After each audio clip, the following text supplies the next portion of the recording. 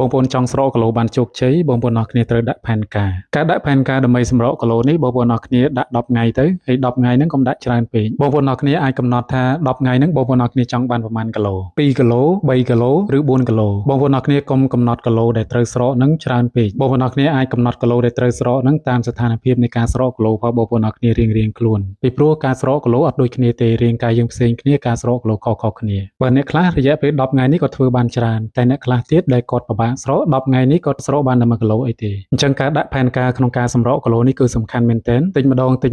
នឹងជួយឲ្យបងប្អូនអរគ្នាផ្លាស់ប្ដូររូបរាងបានអញ្ចឹងបន្ទាប់ពីយើងដាក់ផែនការក្នុងការសម្រកគីឡូហើយគឺយើងត្រូវជ្រើសរើសវិធីសាស្ត្រក្នុងការសម្រកគីឡូវិធីសាស្ត្រក្នុងការសម្រកគីឡូនេះគឺសំខាន់ខ្លាំងណាស់បងប្អូនអរគ្នាជ្រើសរើសឲ្យបានត្រឹមត្រូវពីព្រោះនៅពេលដែលយើងដាក់ផែនការក្នុងការសម្រកគីឡូរួចហើយប៉ុន្តែយើងជ្រើសរើសវិធីសាស្ត្រខុសវាធ្វើឲ្យខាត់ពេលវេលារបស់យើងហើយធ្វើឲ្យយើងរាងចាលក្នុងការសម្រកគីឡូពេលក្រោយយើងខ្លាចលែងចង់សម្រកគីឡូសម្រាប់វិធីសាស្ត្រដែលល្អបំផុតក្នុងការសម្រកគីឡូគឺវិធីសាស្ត្រណាដែលបងប្អូនអរគ្នាជៀសវាងការធ្វើបាបខ្លួនឯងអត់ប៉ះពាល់ដល់ការងារប្រចាំថ្ងៃរបស់យើងអត់ប៉ះពាល់ដល់កម្លាំងរបស់យើងអត់ប៉ះពាល់ដល់សុខភាពរបស់យើងទៅថ្ងៃមុខអត់ប៉ះពាល់អារម្មណ៍របស់យើងប្រចាំថ្ងៃអត់ប៉ះពាល់ដល់ពេលវេលានៃការរកស៊ីនិងធ្វើការងាររបស់យើងបើសម្រាប់ខ្ញុំណែនាំឲ្យបងប្អូនអរគ្នាផ្លាស់ប្ដូរការញ៉ាំពីព្រោះយើងលើសគីឡូដោយសារការញ៉ាំអញ្ចឹងយើងត្រូវផ្លាស់ប្ដូរការញ៉ាំចេញទើបយើងផ្លាស់ប្ដូររូបរាងបានយើងផ្លាស់ប្ដូរការញ៉ាំហើយយើងផ្លាស់ប្ដូរទម្លាប់ប្រចាំថ្ងៃរបស់យើងផងដែរឧទាហរណ៍ថាយើងទម្លាប់ចូលគេងយប់ជ្រៅឥឡូវយើងចាប់ផ្ដើមត្រឹមម៉ោង10ឲ្យចូលគេងទៅហើយយប់ឡើងគេងឲ្យបាន7ទៅ8ម៉ោងរាល់ថ្ងៃយើងមិនសូវជាបានញ៉ាំទឹកទេឥឡូវចាប់ផ្ដើមញ៉ាំទឹកឲ្យបានគ្រប់ទៅតាមគីឡូរបស់យើងហើយចាប់ផ្ដើមពីការញ៉ាំអាហារប្រចាំថ្ងៃវិញគឺយើងចាប់ផ្ដើមដោយការញ៉ាំទៀងទាត់ហើយយើងអត់ត្រូវបង្អត់អាហារពេលណាមួយនោះទេ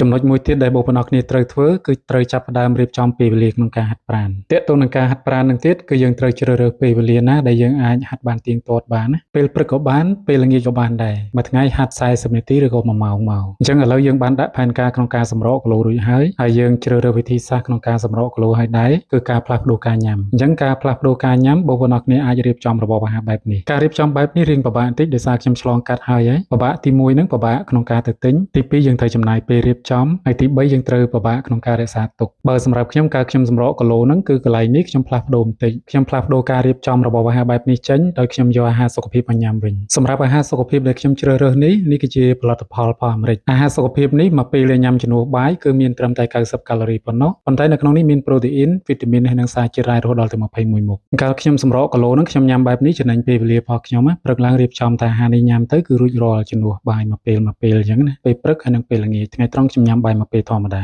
សម្រាប់អាហារសុខភាពនេះគឺស្រកគីឡូល្អខ្ញុំញ៉ាំរយៈពេលអត់ដល់2ខែផងខ្ញុំស្រក13គីឡូហើយការស្រកគីឡូរបស់ខ្ញុំមានសុខភាពល្អសាច់ហាប់ណែនស្រកឲ្យអត់ឡើងវិញទេអញ្ចឹងសម្រាប់ផែនការ10ថ្ងៃរបស់យើងហ្នឹងគឺយើងត្រូវពិនិត្យមើល10ថ្ងៃយើងថ្លឹងម្ដងទៅកុំឲ្យថ្លឹងរាល់ថ្ងៃអញ្ចឹងដល់ពេលដែល10ថ្ងៃយើងថ្លឹងគីឡូម្ដងហ្នឹងឧទាហរណ៍ថាយើងដាក់ផែនការ10ថ្ងៃហ្នឹងឲ្យបាន3គីឡូប៉ុន្តែឧទាហរណ៍ថាអត់បានបងប្អូនអរគ្នាកុំបាក់ទឹកចិត្តបានប៉ុណ្ណាយើងរីករាយជាមួយនឹងលទ្ធផលយើងប៉ុណ្ណឹងយើងត្រូវសប្បាយចិត្តជាមួយនឹងលទ្ធផលរបស់យើងពីព្រោះយើងបានចាប់ផ្ដើមក្នុងការស្រឡាញ់ខ្លួនឯងក្នុងការផ្លាស់ប្ដូររូបរាងខ្លួនឯងយើងអត់ទុកខ្លួនឯងចោលហើយយើងចាប់ផ្ដើមបន្តផែនការរបស់យើងទៀតតិចម្ដងរហូតដល់យើងផ្លាស់ប្ដូររូបរាងបានអញ្ចឹងនៅក្នុងវីដេអូនេះមានប៉ុណ្ណឹងយើងជួបគ្នាវីដេអូក្រោយទៀតអរគុណបងប្អូនអរគ្នាដែលទស្សនាវីដេអូរបស់ខ្ញុំតាំងពីដើមរហូតដល់ចប់ជូនពរបងប្អូនអរគ្នាស្រកគីឡូដល់គោលដៅឆាប់ៗ